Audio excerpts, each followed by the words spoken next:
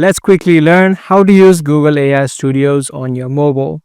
Welcome back to a tutorial video on how Genic. If you're trying to use Google AI Studios on your phone, let me show you a couple of ways that you can do it. Now, Google AI Studios does not have an application where you can just head over to the Play Store or the App Store and install it on your device. So if you head over to Play Store or the App Store and search for Google AI Studios, you would not find this application. You'll only be able to see the option of Google Gemini.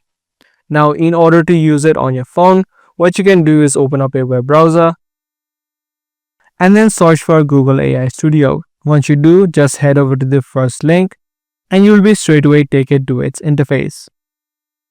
Now, if you want to access it as an application on your phone, what you can do is tap on the three-dotted line on the top right, and here you'll have the option called Add to Home Screen. Tap on the Install option and tap on Install. This way, any web pages that you may have opened up on a web browser will be installed as an application.